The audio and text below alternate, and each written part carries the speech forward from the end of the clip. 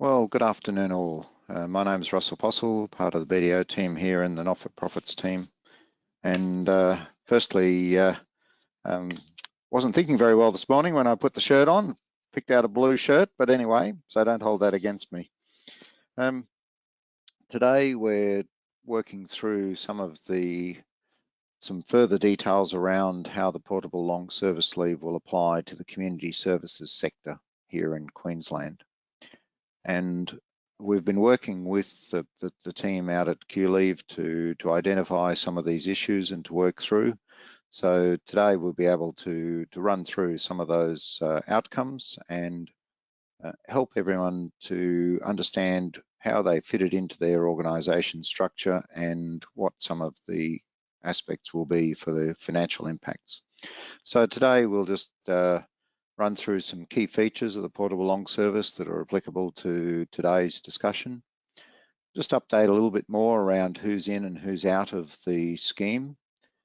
Some examples of how the calculation works for workers claiming it, and that will be very relevant to the employer, which you'll see a little bit further on. We'll cover the employer contributions and then the accounting principles for how we apply and consider these things in both the balance sheet and the profit and loss, how we maintain the necessary details, what some of that record keeping and maintenance issues are, what considerations employers need to give.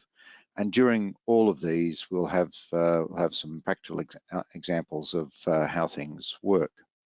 So let's kick off first with some features. The standard, of course, is the 13 weeks after 15 years. So the portable scheme picks up the same entitlements as sits as the default within the industrial law legislation for Queensland. The one difference is that under the industrial law, it's generally pro rata after 10 years, with some minor exceptions, and under the portable long service leave, it's pro rata entitlement after 7 years service, but it is still pro rata, so it's 7/15 of entitlements. So the key to remember is that for the portable long service leave in Queensland, that everything is prospective. That is, it is only looking forward from the start date, which was 1 January this year. So it has no impact in terms of calculating or changing liabilities for any service, any time worked for the employer, any time worked in the sector before 1 January this year. So everything is prospective.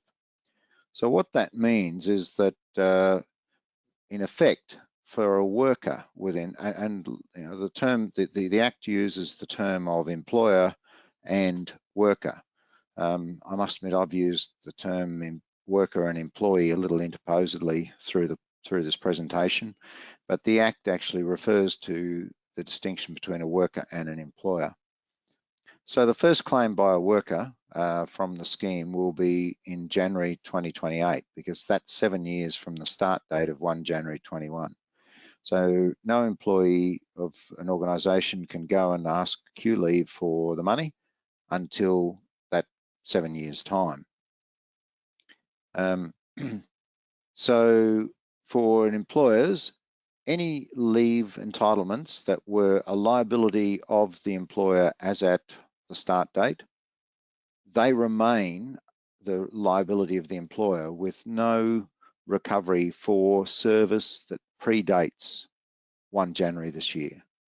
Okay, so that provision, that liability remains. It has to be updated, of course, for changes of pay rates, etc.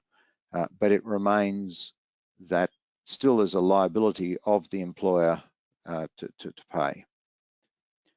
From 1 January 21, for the service and credits that start from that date, they too remain a liability of the employer, but employers can submit a claim to QLEVY for any service for those employees from 1 January. So if you were paying someone long service leave, someone got to their 15 years today, and you were to pay them out some long service leave, you could do a calculation that would effectively give you a credit refund from QLEVE for the period from 1 January to today, to the 9th of June. So not a lot of dollars, but it would certainly, it's certainly available because it's dealing with the long service leave for the service post 1 January. So when we turn to what is community services, it's providing support and assistance to facilitate community participation, independence, protect, provide. This is out of the explanatory memorandum for the Act, and is about one of the few guides that are available. We then turn to what are the particular exclusions. So what are listed in the EM, etc., that are excluded? So aged care, which is very relevant for those organisations that provide both aged care and home care, because home care is included, but aged care is specifically excluded. So it's residential aged care. So the residential aged facilities. Childcare is excluded. Kindergarten, schools, general health services, so doctors, but those providing ordinary regular primary healthcare services are excluded, and all government employers are excluded from the scheme as well. So service working for government and then coming across into what shall we call it, the private sector, is there's no continuity recognised in that process. So sitting in the Act, there is a schedule of what is regarded as a non-exhaustive list of the types of services that are included. We still haven't seen a lot in terms of any detailed explanation that might sit behind these terms, because when you go through these, most of these are relatively generic. But it's relevant to look at, and when you say, well, there's mental health services, what is in that, what is not? So it is a list that is classed as sits in the Act as a schedule to the Act. So it is a default list to start with to work out, am I within this sector or not? And that becomes very relevant for employers who are trying to work out, do we have to include all of our employees or some of them, or is it one little bit? For us at the RFDS, there will be parts of our organisation where we do provide that mental health services, and so part of it has to be included, and that is something that is there. And from the BDO perspective, we're looking across a number of different organisations and helping them understand what the breakdown of their services are and which categories they may or may not fit into. There's no percentage test, so it's not as though you say, oh, well, more than 50% of my services fit within, say, the community education category, therefore the whole of the organisation is in.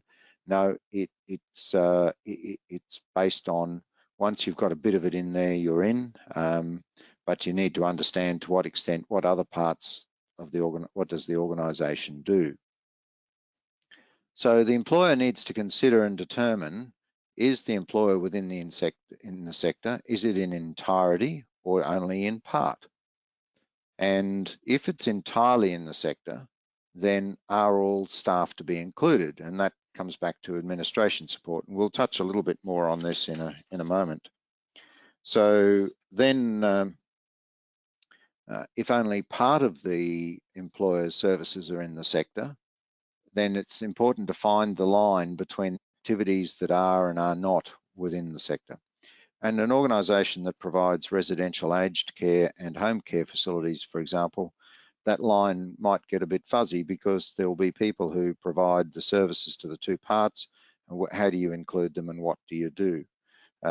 So as we work down, we'll look at just how QLEVE will treat some of those things as the administrator of the portable long service, because QLEVE, who already manages the construction leave and the scheme for the contract cleaning industry, is empowered to manage and run and interpret the the community services sector. So they've got the experience of dealing with many of the issues, but the uniqueness of dealing with the community services sector, it is quite unique. So if the only services provided by the employer within the community service sector, then basically all workers engaged to perform community services are required to be declared in the employer's return. So this is the kit out of the QLEVE information, and where the work supports the delivery of the community services, and that's generally your admin, payroll, even the CEO, if the only activity is community service focused. But there may be others who should not be recognised because they have nothing. And the example that QLEVE has identified is the after-hours cleaners, the contractors, because contractors can be included as part of the employment role. So you need to just ask yourself, is there a line I still need to draw? So that's where you've got, if you've got staff who, if say you're providing a mental health services, then you'll have the clinicians and those who are out on at the coalface, so to speak.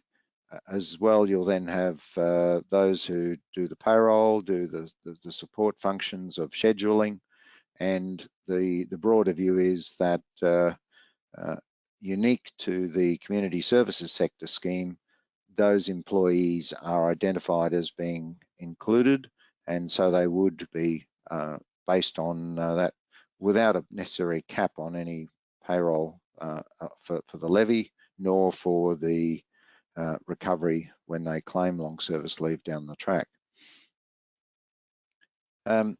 Where you provide separate and distinct service streams, and one of those streams does not represent community services, then you need to find that line. You need to be able to develop what is our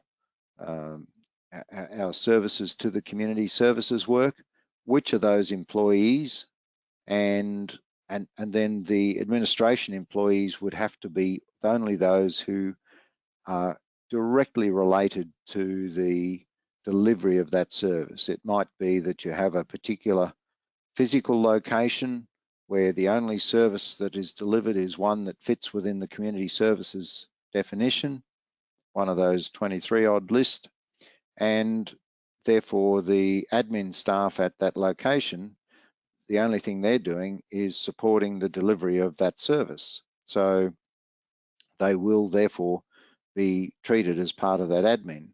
But then the broader admin, if you come back to the admin office, the broader admin may not fit within the definition, and more than likely would not be included under the scheme. So it is one, and we've certainly been helping a number of organisations measure and manage their separation of which bits are in and which bits are not. So it is an important calculation that you need to do.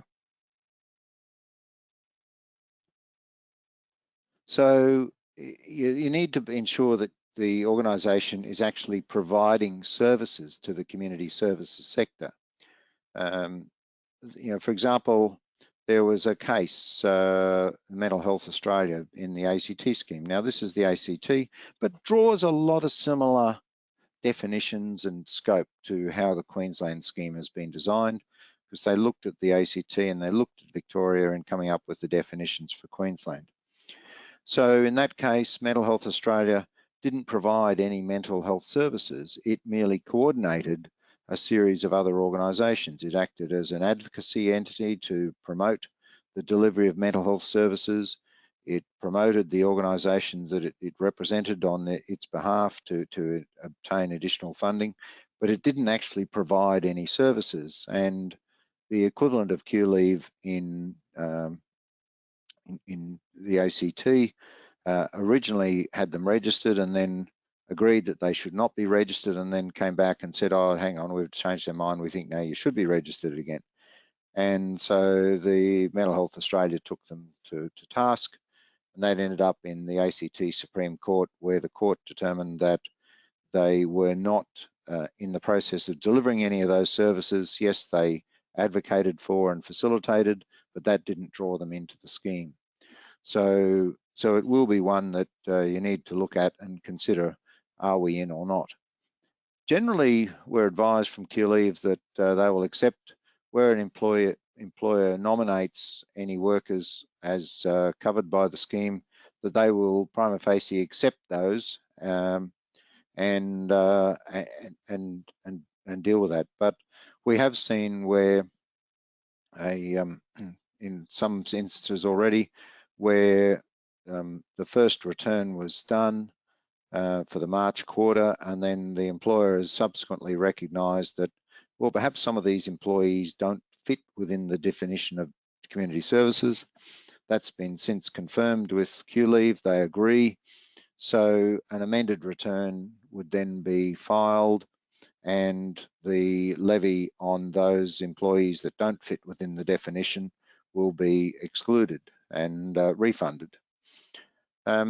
And some employers might say, oh, well, that's all very nice, but we want to include as many people as possible, and that's an individual employer choice.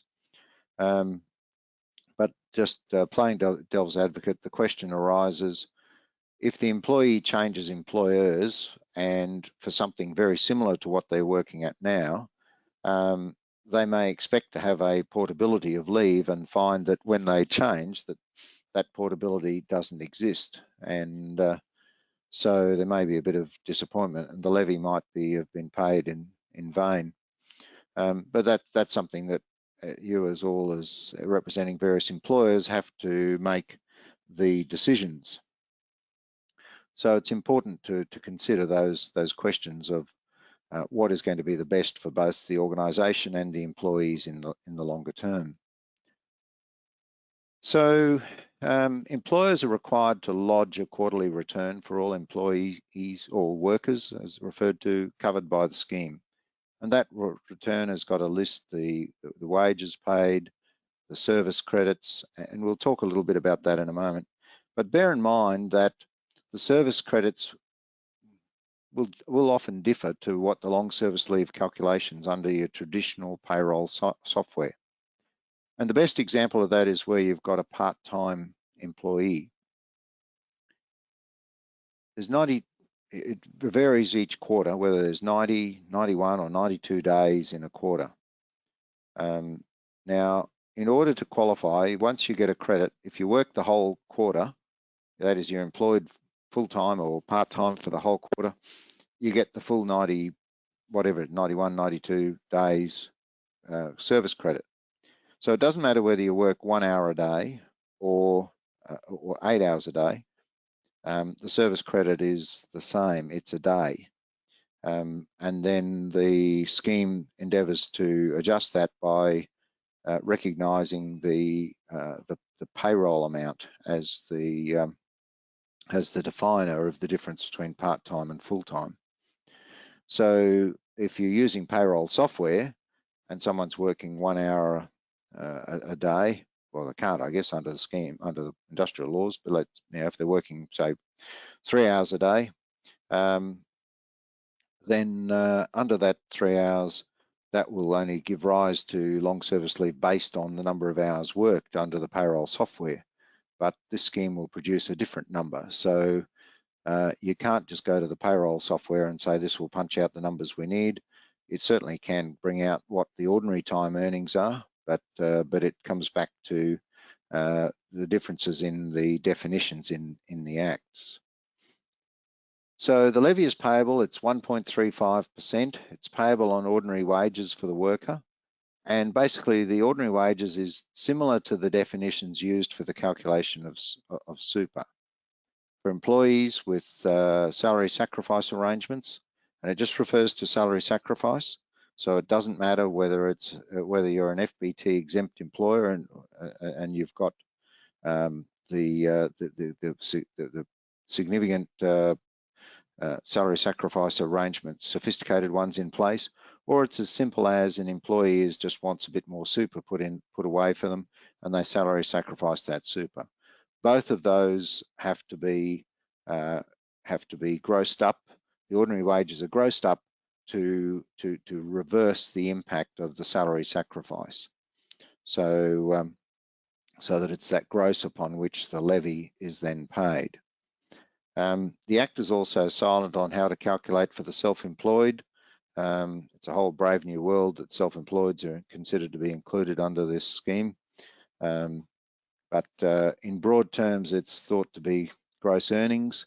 And then you've got the question of what happens where they've got subcontractors or similar to adjust it. So it comes back to what is a fair calculation on that, and a question. And for the beauty of self-employed is that it is optional whether you go in or not. So we'll now start to just look at how it works for calculating what a worker claims back, because this is very relevant for when it comes time to work out what is the liability for an employer to pay this.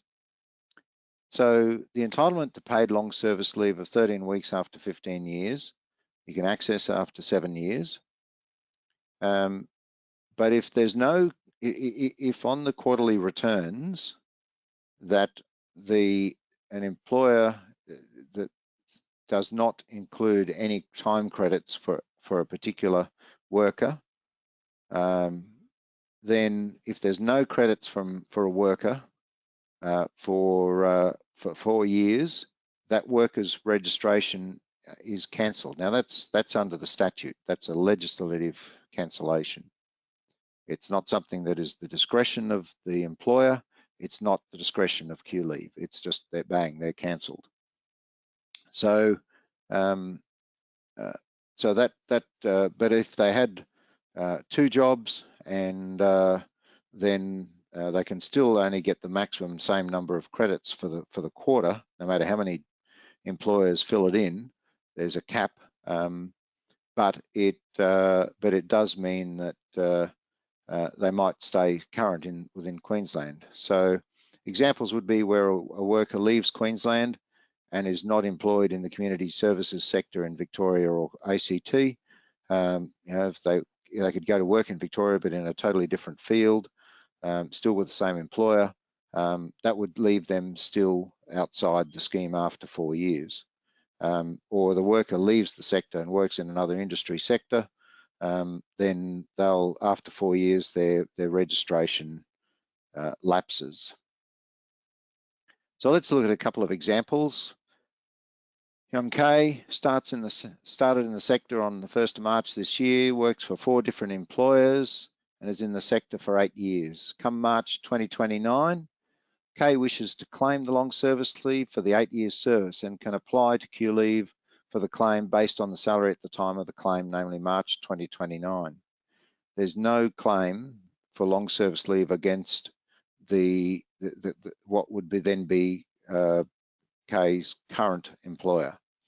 So she had 4 different employers, moved around. The only place that K can go and get any long service leave claim is through the scheme, through QLEVE. Let's compare that to M, who starts on the same day and works for 4 different employers for 8 years. The first employer was in the sector, and then that should read B, M, not B, left after 2 years to join new employer who's not in the sector. In March 2028, they returned to the sector after 5 years with new employer. So when we get to March 2029, they only have 1 year of portable long service leave service, as the first 2 years were lost after the 4-year absence. So, and there's just not much that can be done about that where an individual has moved between employers. Slightly different if they stay with the one employer, but in that case, there's no entitlement to long service. Another example, So P was working in the sector at the start of the Portable Long Service Scheme and had 8 years service already at 1st of January this year. So in January 2024, 3 years after the start of the scheme, they have 11 years service, and they just eight pre the scheme and 3 post. So now P cannot claim anything from QLEVE as they are still less than 7 years service post 1 January 21. But the employer remains liable for the long service leave, and so they'll pay that long service to P for their 11 years service. P's employer can then claim the credits from QLEVE for the 3 years post 1 January 2021. Now, we'll work through how this is all calculated in the next steps, and the amount claimed may or may not equal the levy that P's employer has paid over those 3 years. So here's the fancy calculation, and we're going to work through each of these in steps. So there's a few terms that you'll need to become familiar with. Some of you might look at it and say, what happened to the old simple way of calculating long service leave? Why does it have to be so convoluted? Well, that's a question to ponder for some other day. This is the definition. This is what sits in the Act, basically. So you've got to work through these various steps.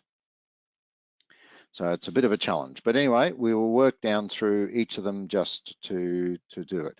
So you'll see that we've got key terms: the S balance, the moderated wages, entitlement days, etc. So let's just take our tour through the calculation. So the S balance is the sum of moderated wages per quarter, and it's a mathematical calculation of the quarterly gross ordinary wages over the annual rate of pay, and this produces a fraction. You know, if it's a perfect world, it'll be, say 0.25 per quarter. And this is then aggregated and used in the final calculation. Yep, that's how it is. Might feel a bit confusing, but anyway, that's how it is. So the service credits equals the number of days worked in the quarter, and there will be a maximum depending on the number of days in the quarter. And when we get to the spreadsheet, you'll see how it varies per quarter. And it's a cap at 365 for the year. So we don't have such things as leap years for long service. So if a person is employed in the sector for the whole of the quarter, they're automatically attributed those number of days. Where it varies, of course, is when someone joins an employer or changes employers during that quarter, then they'll have a start-finish date that if they start on the 1st of June, then they'll only have 30 days, and for the quarter, not 90. So that's for the service credits, and then the maths of that is that you have the 2,555 service credits to be eligible to make a claim. That is 365 days by 7 years, and that equals an entitlement of 6.1 weeks. Remember, 7 out of 15 years, so you get 13 weeks after 15 years, so 6.1 weeks after 7 years, and that equals 30.5 days, which is a 6.1 by 5. And that equates to 0.867 weeks leave for each year of service. Yep, this all flows down into the formula at the end. So the entitlement days is the service credits, so the 90 over the 255 by the 6.1 by 5. So the calculation for the quarter 3, which is the March 21 quarter, it's rounded to 2 decimal places, as distinct from the calculation for the moderated wages rounds to 3. And the standard rounding applies up or down. So you'll see it we'll see this happening on the spreadsheet in a moment. So if at 1.07 for Q3, hang in there, because yes, it's a bit, well, hopefully when we get to the spreadsheet, it'll make a bit more sense. So the annual rate of pay is the annualized rate of pay at the time of the claim, as distinct to the one that upon which the levy was paid. And so this will change, and potentially it could change each quarter. So then the final claim bat is the S balance. Yeah, remember, that's the sum of the moderated wages fractions multiplied by the 0.867 by the annual rate of pay weekly and the number of days entitlements.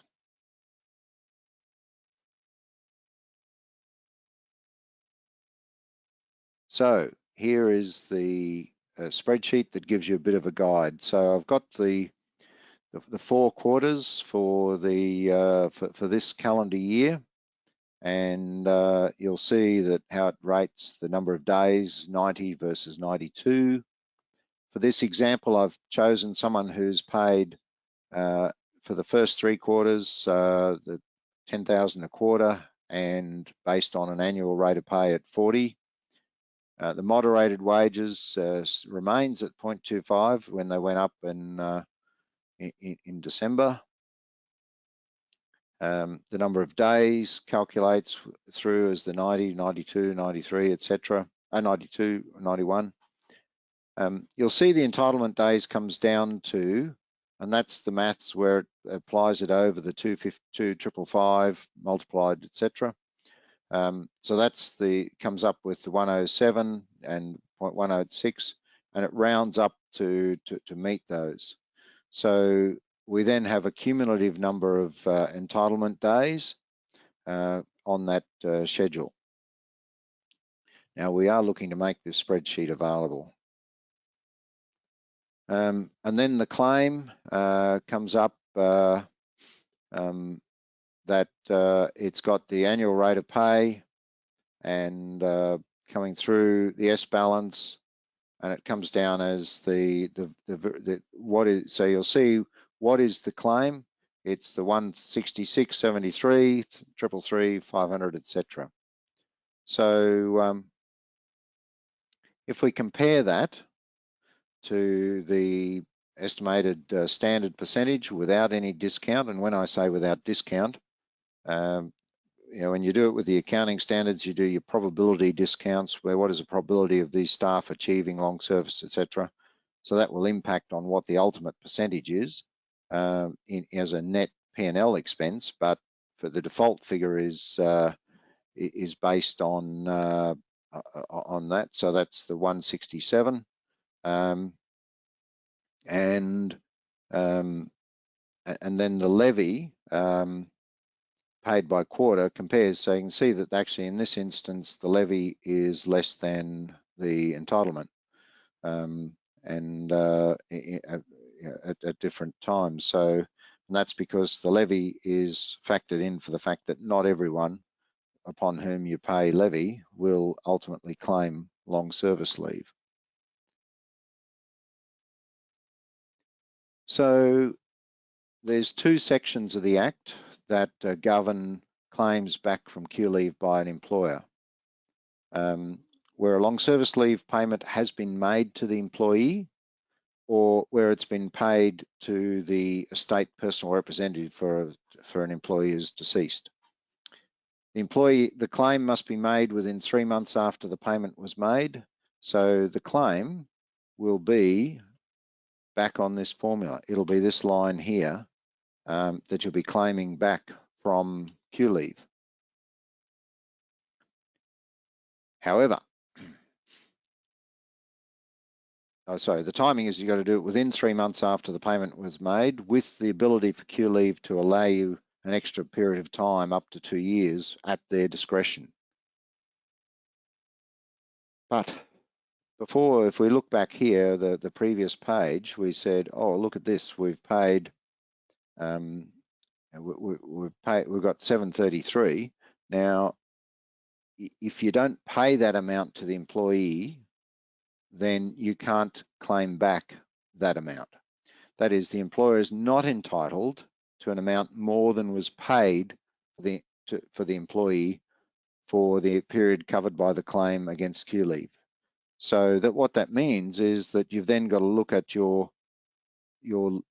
calculation of what you've paid for long service leave, not in totality. So if we go back to the example of the person who was in after 3 years post 1 January 21 claim took their 11 years worth of service, you've actually got to break your calculation into the pre 1 January 21 and post 1 January 21 for what is being paid in respect of each of those blocks.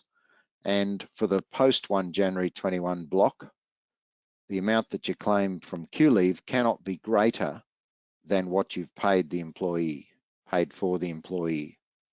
The question is still out whether or not super counts in that calculation or not. We're waiting for a response on that question.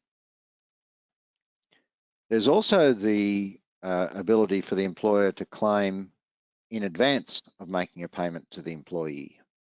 And the employer must apply at least 1 month before the proposed payment, and then within 14 days after the period of the long service leave is completed, as that might be where the employee is going to take the long service, the employer can obtain that funding up front.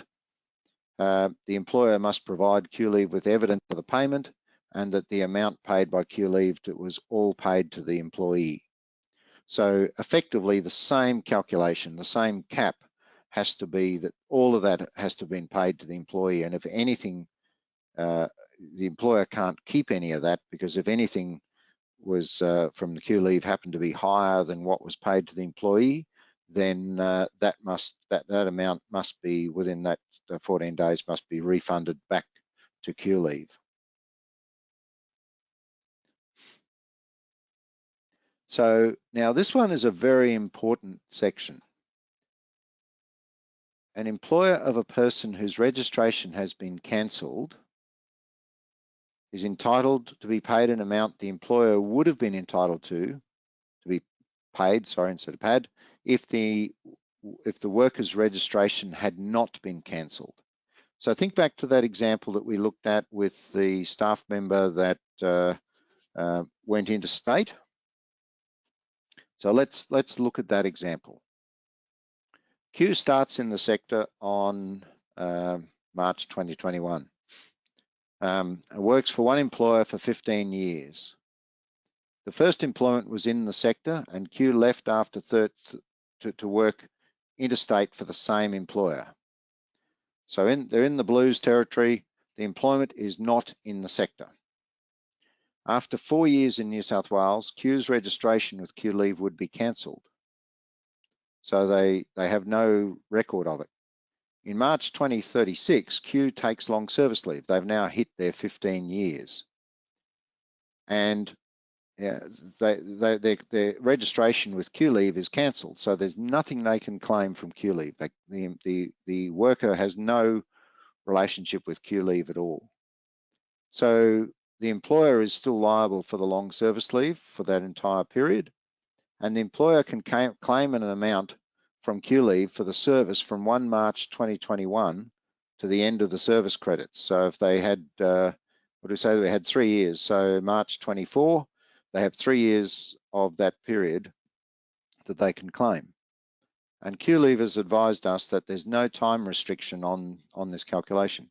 So take note in this example that the employee moved interstate after 3 years, so March 2024, their registration would have cancelled in after 4 years lapse.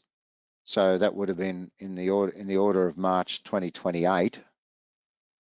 And 8 years later, the employer is paying long service leave and going to QLEVE asking them for the payment. 8 years, there is no time limit.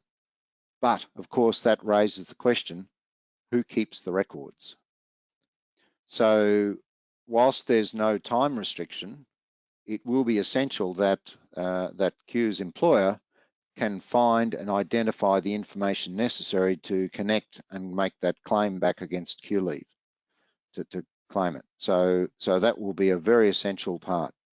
So the Act has in it as that section, but bear in mind that that section, let's just go back to it. This is part of subsection 76, right? It's part of section 76, so it's subsection 5. This is only available where the employer has already paid the employee.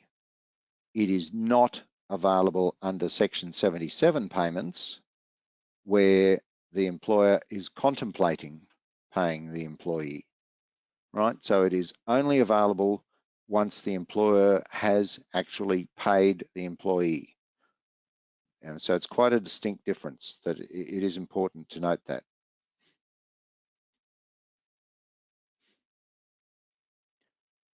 So employers remain liable for long service leave for both service from 1 January 2021 as well as the predated service.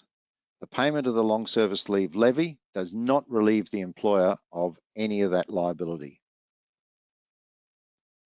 So the employer calculations, the long service leave using normal criteria under the accounting standards covering service from the start of employment to whatever your reporting date. So this will be relevant for 30 June this year. So you calculate that under the normal methodology under your payroll software or similar.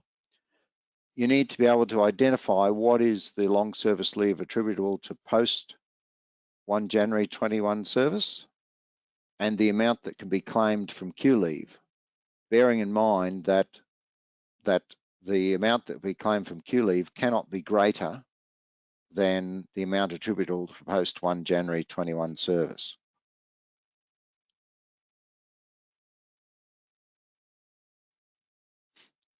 So the balance sheet impact, the long service leave provision will remain on the balance sheet. The profit and loss impact will be that the levy, excuse me for a sec.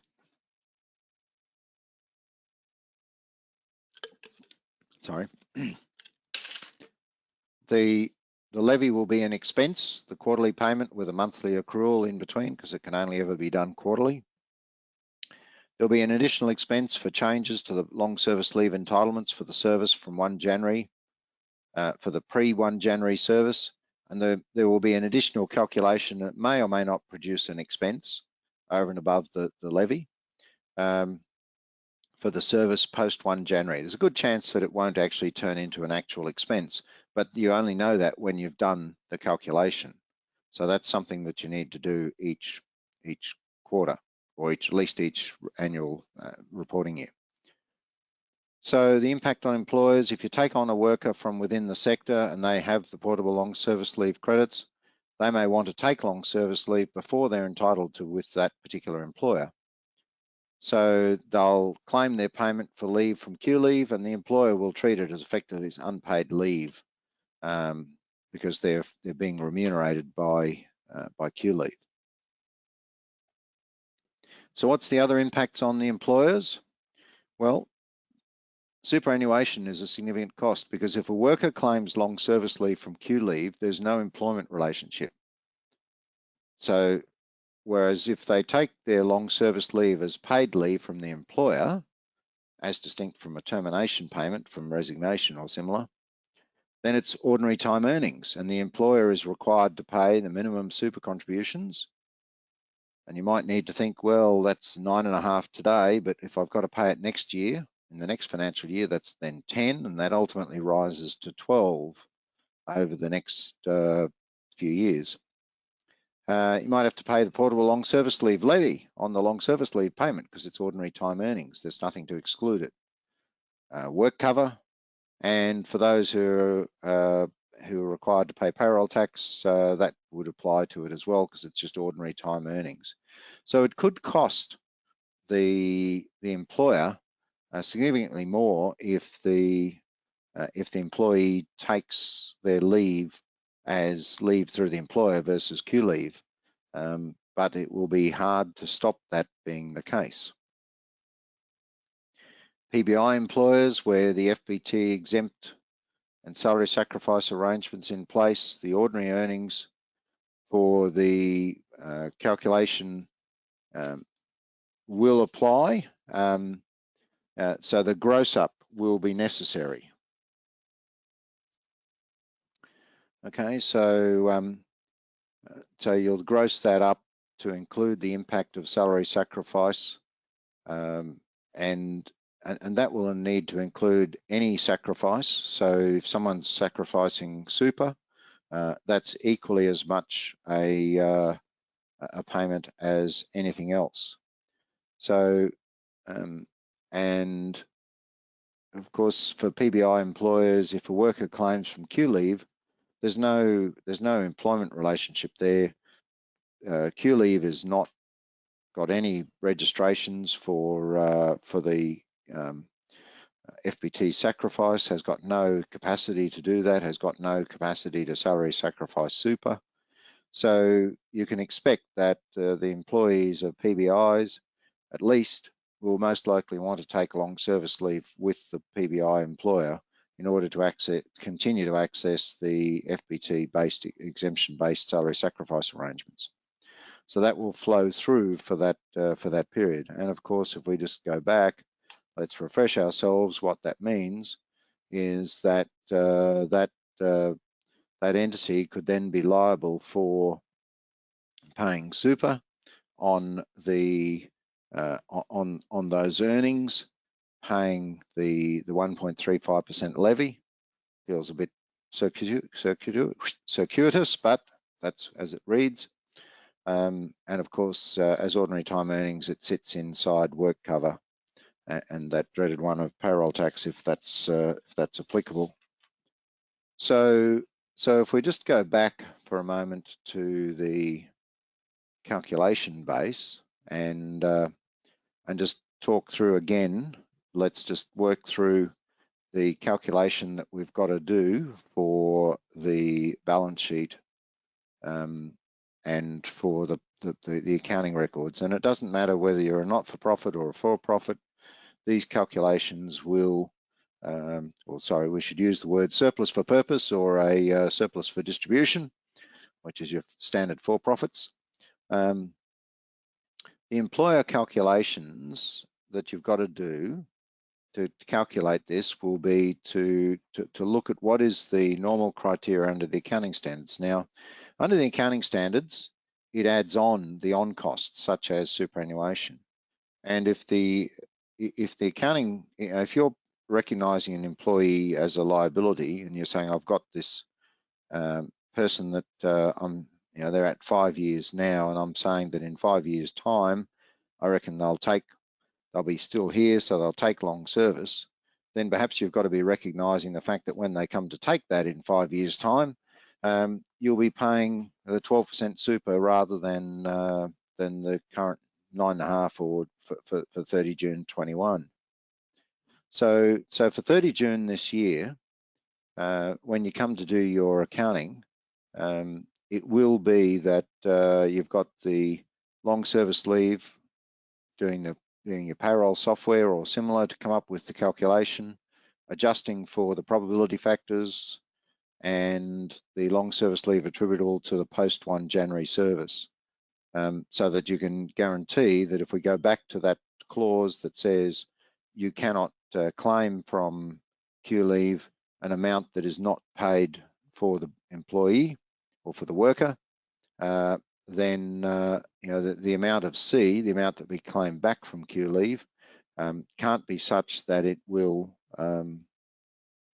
impact the you can't have it that it will give you a saving, a negative figure. So C cannot be greater than B, but it can make B a nil impact cost, so that bearing in mind that of course you've also paid the levy. But from this you can appreciate the earlier comment, I trust, that the amount that you pay on the levy may or may not equal the amount that you claim back. So if we just step back to the spreadsheet, sorry, I was a bit further back than I thought, where we can see the impact of the adjustment for the rate of pay change, that the claims and that we're able to claim,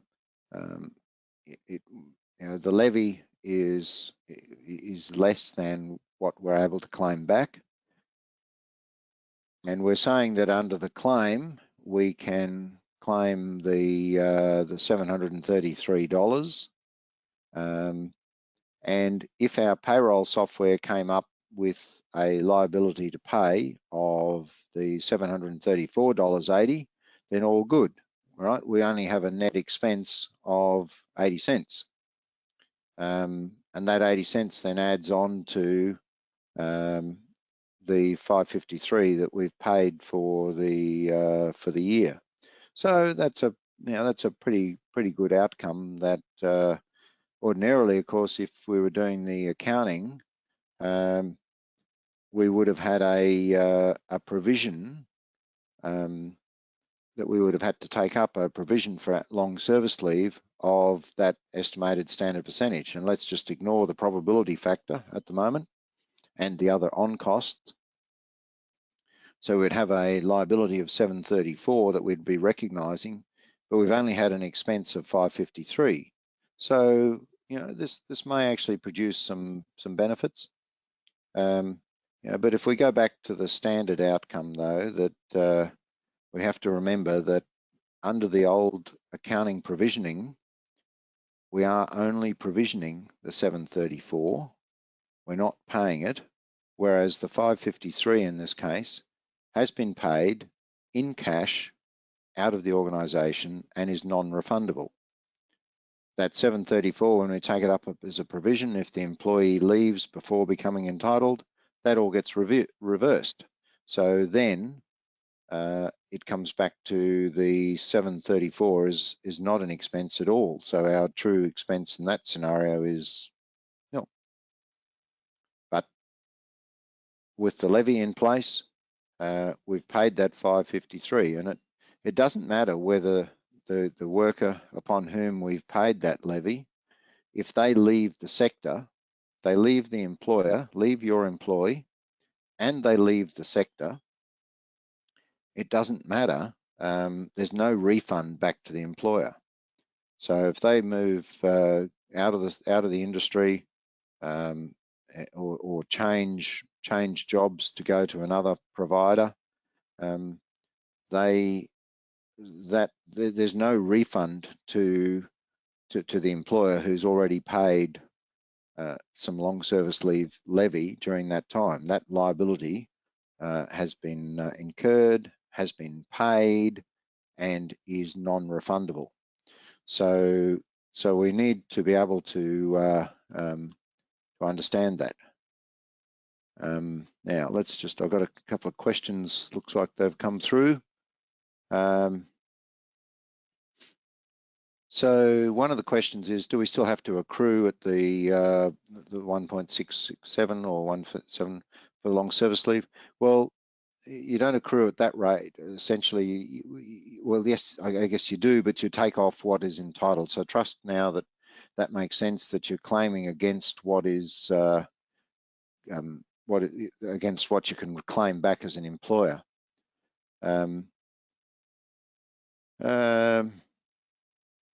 So we're an NFP which runs retail in order to fund out services sector programs. Would retail staff be included as they support the community services?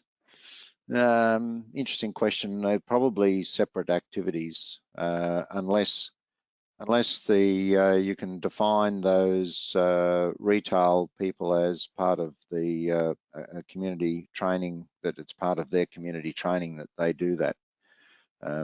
That will be one to look at the particular aspects of the organisation and sense, are you in that? Are you doing that? And then do you include annual leave loading for this calculation?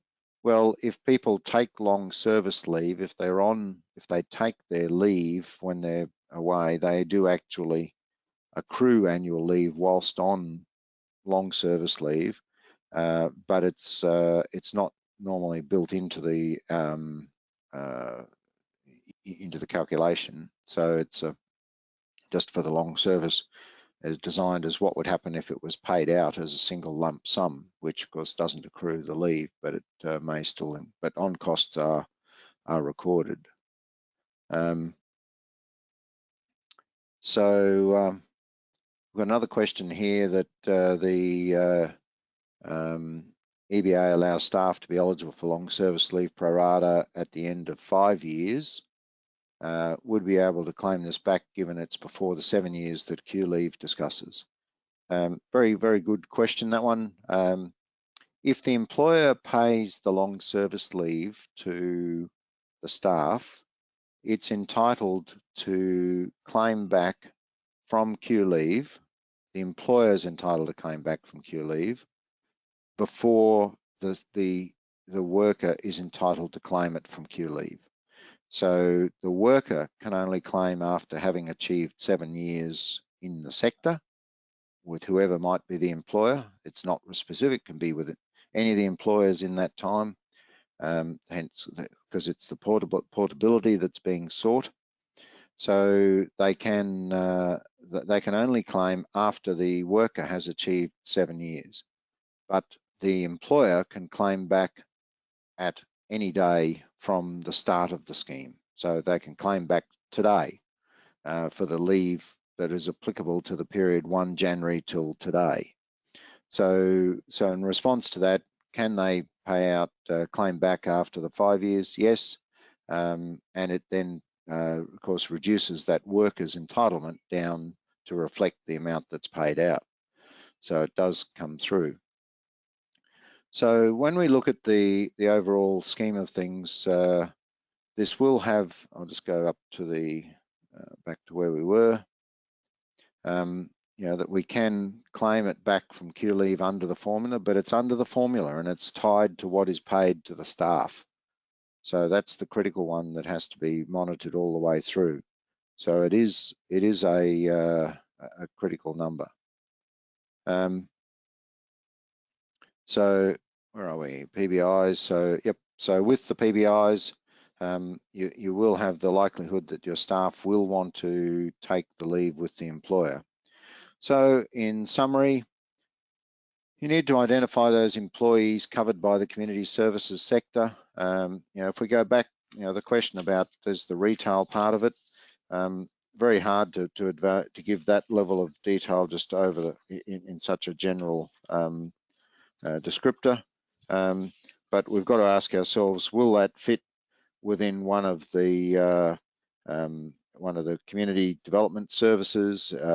Where does it fit, or is it purely support? It's a moot point, and it's one that's still being worked on and being just sorted through for so many.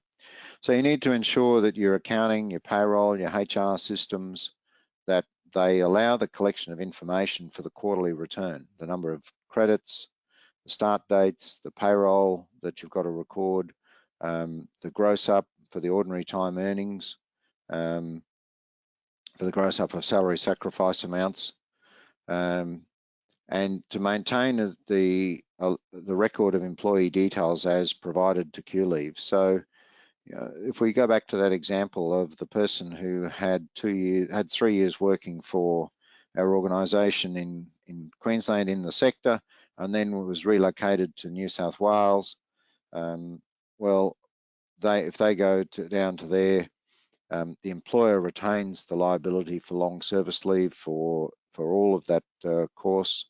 But you know, in the example that we looked at there, it was 8 years after the employee was their registration would have been cancelled that the employer was claiming it back. Well, you need to ensure that your records, that the employer's records will allow that. And of course, it can't stay with one person to remember all that, because that, you know, you're going to have changes of team members during that time. So you need to be able to track and record that to find a system. And you also need to monitor those interstate employees and locums that come up here and work up here for a short period of time. Remember that 1 week is the 5 days work Once they go over that, they're inside the scheme for Queensland. So if you've got someone who transfers up here for a 3-week stint to cover an employee who's away on holidays, and they've come from outside the sector or come from outside the state, for example, then that person has to be registered and claimed. But then you keep all that records, because you should be able to then claim it back when you pay that person down the track. So so you need to keep those records. So that brings us to a close. QLEVY is working hard to help implement. They're being very understanding. They're working with a number of organisations. They're certainly looking around to identify those organisations that they suspect should be registered that have not yet. So if you haven't registered, you might find that you'll get a phone call or an email just asking, why are you in? Do you do this? Do you do that? Be ready for those conversations. They are taking a very, very tolerant approach, where they understand that it's been taking them a bit of time to get everything into place, so they'll be very understanding. But everyone needs to be ensured that they've got the liability properly recorded for the 30 June year end. And of course, there's a difference in the timing if any entities are taxable, timing between the deductions for the levy payment being deductible versus the provision payments not being deductible until paid to the employees. So that brings us to a close of today's session. I trust you've found some benefit out of that, and I wish you all well. If there's any questions that we can help with, Judy White and myself are certainly available to help. So thank you all.